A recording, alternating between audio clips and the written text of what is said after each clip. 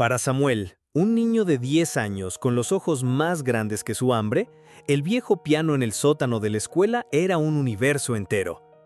Sus teclas amarillentas por el tiempo eran las estrellas, y sus melodías las galaxias que exploraba con sus dedos delgados. El piano no era de la escuela, era un objeto olvidado, donado y nunca usado, relegado a la humedad y al polvo. Pero para Samuel, que vivía en un orfanato donde todo se compartía y nada era suyo, aquel piano era un tesoro. Su única posesión verdadera era un par de zapatos gastados, pero en aquel sótano, él era el rey de un imperio sonoro. No tenía clases, su profesora era su propia alma, que le susurraba melodías que nunca antes había oído. Mientras los otros niños jugaban a la pelota en el patio, él bajaba a su santuario secreto de sonido, su refugio de la dureza del mundo. Su música no era técnica, era pura emoción, una traducción de su soledad y de sus sueños en notas. El director de la escuela, el señor Aguiar, un hombre amargado cuya propia ambición había sido aplastada por la vida, despreciaba aquella música.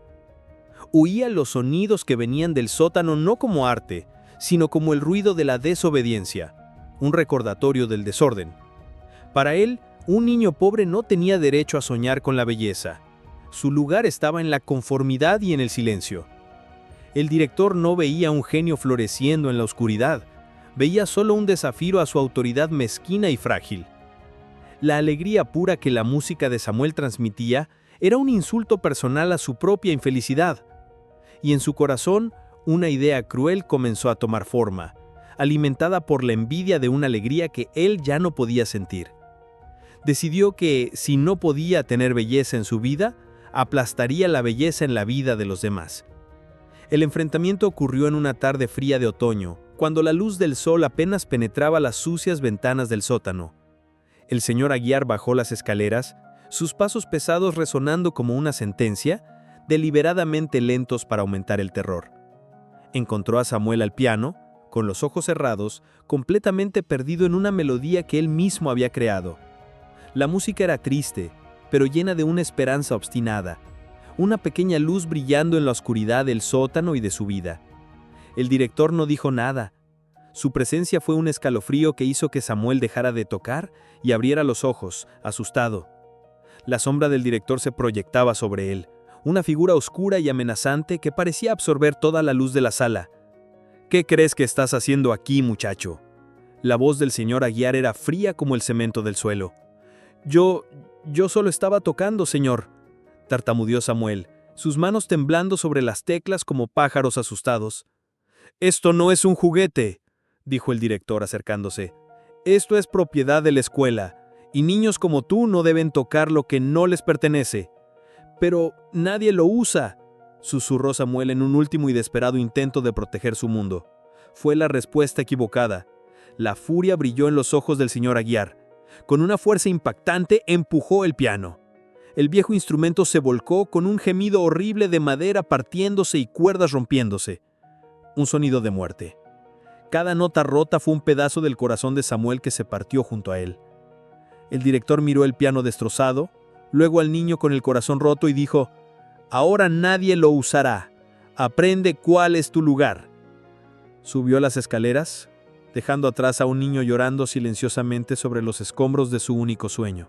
Aquel sonido, el sonido de su universo siendo destruido, nunca más abandonó a Samuel. En los años que siguieron, la vida en el orfanato continuó su rutina gris y monótona, pero algo dentro de él había cambiado. El niño que encontraba refugio en el sonido, ahora vivía en un profundo silencio, un silencio de luto. Nunca más volvió al sótano. El pensamiento de las teclas partidas y las cuerdas rotas era un dolor físico. El señor Aguiar había hecho más que destruir un piano, había asesinado la confianza de un niño. Samuel se volvió más introvertido, un fantasma que se movía por los pasillos, sus ojos a menudo perdidos en el vacío. Cumplía sus tareas, hacía sus deberes, pero la chispa de la alegría se había apagado. Sin embargo, la música no murió. Simplemente se trasladó a un lugar donde nadie podía destruirla. En las noches silenciosas, en su litera en el dormitorio, tocaba el piano en su mente. Sus composiciones se volvieron más complejas, más ricas, una orquesta entera tocando solo para él. Sus manos, apoyadas sobre la manta áspera, se movían sutilmente, recreando la danza sobre las teclas. La crueldad del director le había quitado el instrumento, pero le había dado, sin querer, un don aún mayor. Su mente se convirtió en su conservatorio, su memoria en su sala de conciertos. La música, ahora, era su compañera secreta, una fuerza invisible que lo fortalecía por dentro. Aprendió a vivir con su dolor, transformándolo en una sinfonía silenciosa de resiliencia. Los años pasaron como páginas volteadas en un libro olvidado. Samuel dejó el orfanato a los 18 años. La vida fuera de los muros de la institución era dura, una lucha diaria por la supervivencia. Trabajó en empleos que no requerían sueños. Lavó platos, limpió suelos, cargó cajas. El joven que una vez fue un rey en su sótano era ahora solo un rostro anónimo en la multitud. El recuerdo del piano destrozado era una cicatriz en su alma, un recordatorio constante de su lugar en el mundo. Nunca más tocó un piano real. El miedo a aquel dolor, a aquella pérdida, era demasiado grande. Era más seguro mantener la música encerrada en su mente, donde nadie, nunca más, podría hacerle daño. Pero la vida a veces tiene una forma irónica de enfrentarnos a nuestros fantasmas. En una tarde lluviosa, mientras trabajaba como empleado de la limpieza en una gran estación de tren, lo vio.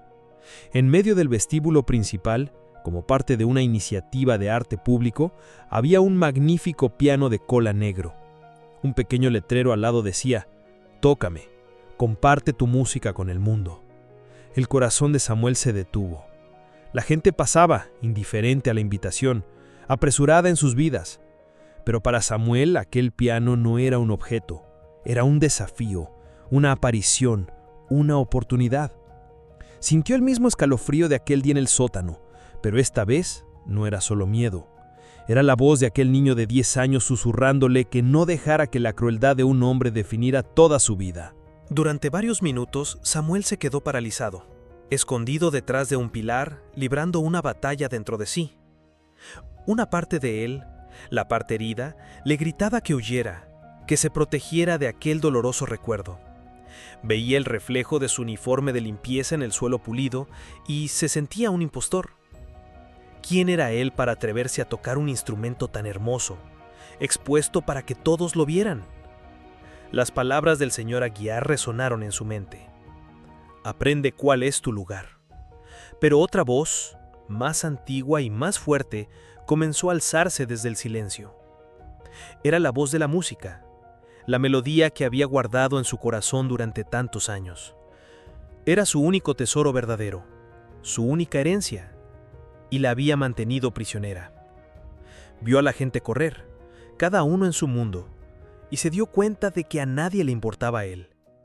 Y esa indiferencia, que antes lo hería, ahora era liberadora. No tenía nada que perder. Respirando hondo, salió de detrás del pilar, sus botas de trabajo haciendo un sonido suave en el suelo. Caminó hacia el piano, cada paso una victoria contra el fantasma de su pasado. Se sentó en el taburete, su postura todavía la de un hombre acostumbrado a ser invisible. Sus manos, callosas por el trabajo duro, se cernían sobre las teclas, temblando. Por primera vez en más de una década, estaba a punto de dar voz a su silencio. El primer toque fue vacilante, una sola nota que sonó clara y pura en medio del ruido de la estación. El sonido, real y vibrante, fue un choque para su sistema, un despertar. Entonces, cerró los ojos y dejó que sus manos hablaran el idioma que su boca nunca aprendió. No tocó una pieza clásica conocida, sino una de sus sinfonías silenciosas. Una melodía que contaba la historia de un niño en un sótano, de un sueño destrozado y de una esperanza obstinada. La música fluía de él, compleja, melancólica, pero con una fuerza que desmentía su humilde apariencia. El sonido del piano cortó la cacofonía de anuncios y conversaciones, una isla de belleza inesperada. Los primeros en detenerse fueron pocos, intrigados por la disonancia entre el hombre y su música. ¿Un hombre de la limpieza tocando con el alma de un maestro? Era imposible, pero estaba sucediendo. Poco a poco, un pequeño círculo de personas comenzó a formarse, sus teléfonos olvidados en los bolsillos. No veían a un empleado, veían a un artista, a un genio compartiendo su dolor y su belleza. Su música llenaba el vestíbulo, transformando la estación en un escenario improvisado. Las notas contaban su historia, una historia que ahora, finalmente, estaba siendo escuchada. Para Samuel, la gente no importaba. Finalmente estaba conversando con su amigo perdido. Y el piano, bajo sus dedos, parecía responderle con alegría. La multitud crecía orgánicamente, atraída por una fuerza invisible, el magnetismo de la autenticidad. Ya no eran solo viajeros apresurados, sino una audiencia cautiva, de todas las edades y clases sociales. Algunos con lágrimas silenciosas corriendo por sus rostros, sintiendo el dolor y la esperanza en la música. Nadie conocía su historia, pero todos la sentían, porque su melodía hablaba el lenguaje universal del alma. Una joven, con un teléfono en la mano, no estaba enviando mensajes, estaba grabando, transmitiendo en vivo. Su video improvisado, tembloroso y mal encuadrado, estaba capturando un momento de magia pura. Susurraba a la cámara: «No sé quién es, pero tenéis que escuchar esto». Sin que Samuel lo supiera, su actuación privada se estaba convirtiendo en un fenómeno viral.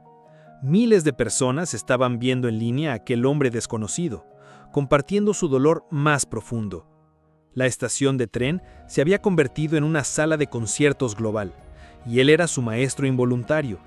Su música, nacida en la soledad, estaba ahora tocando los corazones de extraños por todo el mundo. Él seguía con los ojos cerrados, ajeno a todo, dándole al mundo el regalo que le había sido negado. Aquel momento de valentía estaba reescribiendo su destino, nota por nota. Y entre la multitud, un hombre mayor, de traje caro, un conocido productor musical, observaba. No veía a un empleado de la limpieza, veía el mayor descubrimiento de su carrera. Cuando la última nota quedó suspendida en el aire, un silencio profundo y reverente cayó sobre el vestíbulo. El ruido de la estación, que antes era el sonido de fondo, había desaparecido, reemplazado por una quietud expectante. Samuel abrió los ojos lentamente, el sonido de su propio corazón latiendo en sus oídos. Por un instante se sintió confundido, desorientado por estar de vuelta en la realidad. Y entonces el silencio se rompió por una explosión de aplausos, un sonido que nunca había escuchado para sí. Era un trueno de admiración, un sonido tan poderoso que lo asustó, haciéndolo encogerse en el taburete. Miró a la multitud, sus rostros expresando emociones que no sabía cómo procesar: admiración, respeto, gratitud. El niño que había sido entrenado para ser invisible era ahora el centro de todas las atenciones. Sintió un impulso de huir, de volver a la seguridad de su anonimato. Pero antes de que pudiera moverse, el hombre de traje caro se le acercó, sus ojos brillando con intensidad. «Joven», dijo el productor, su voz calmada pero llena de urgencia, «no sé dónde ha estado escondido todos estos años, pero el mundo necesita escuchar su música. Lo que acaba de tocar no era solo una canción, era una obra maestra, y quiero ayudarle a compartirla». Samuel miró la mano extendida del hombre, luego sus propias manos, callosas y sucias. Por primera vez, no vio las manos de un empleado de la limpieza, sino las manos de un pianista. La mano de Samuel, que conocía el peso de los cubos y la aspereza de las fregonas, dudó por un segundo. Años de invisibilidad le habían enseñado a no aceptar nada, a no esperar nada. La bondad de un extraño era un territorio más aterrador que la crueldad familiar. Pero el productor no retiró la mano, esperó con una paciencia que transmitía respeto. Finalmente, Samuel estrechó la mano del hombre. El apretón fue firme, el primer paso fuera de las sombras. Su vida cambió drásticamente a partir de aquel día, de aquel video que alcanzó millones de visualizaciones. El pianista de la estación, como se le conoció, se convirtió en una sensación. Su historia inspirando al mundo. Grabó su primera sinfonía, la misma que había tocado aquel día, dedicándola a un amigo perdido. Los conciertos se agotaban, la gente lloraba, no solo por la música, sino por la historia detrás de ella. Nunca se volvió arrogante, mantuvo la humildad de un hombre que sabía lo que era no tener nada. Su mayor alegría era financiar programas de música para orfanatos, asegurando que ningún piano volviera a ser silenciado. ¿Y el señor Aguiar? El productor, curioso, investigó la historia de Samuel. Descubrió que el viejo director aún vivía, en una modesta residencia de ancianos, olvidado por el tiempo. La venganza de Samuel nunca fue sobre enfrentarlo. Su victoria era su música. Su éxito era la prueba de que un sueño, incluso cuando es destruido, puede renacer de las cenizas más fuerte y más hermoso. Años más tarde, en una gala de prestigio, Samuel, ahora un pianista de renombre mundial, se preparaba para tocar. El evento era un homenaje a los grandes educadores del país, transmitido en vivo por la televisión nacional. En la audiencia estaba el invitado de honor, el propio presidente de la República. Tras bastidores, el productor se acercó a Samuel y le entregó un sobre viejo y amarillento. «Esto ha llegado para usted», dijo. «Creo que debería leerlo antes de subir al escenario». La carta era del señor Aguiar. Con las manos temblando ligeramente, Samuel leyó las palabras temblorosas. El viejo director pedía perdón. Contaba cómo había visto la actuación de Samuel en la televisión. Decía que vivir con el peso de su crueldad había sido su propia prisión. Escribió que la música de Samuel, irónicamente, había sido la única belleza en su vejez solitaria. Samuel dobló la carta, su corazón un torbellino de emociones complejas, el perdón luchando con el recuerdo del dolor. Subió al escenario, se sentó al piano de cola y miró a la audiencia, a las luces, al presidente. Y entonces dedicó su primera pieza al profesor que le enseñó la lección más difícil, que la música puede crecer hasta en el más oscuro de los lugares. Mientras tocaba, su música no era de rabia, sino de redención, una sinfonía que finalmente curaba la última herida. No solo había tocado frente al presidente, sino que había mostrado al mundo que la verdadera fuerza no está en no caer nunca, sino en levantarse siempre, y que un corazón roto puede, a veces, producir la más bella de las melodías.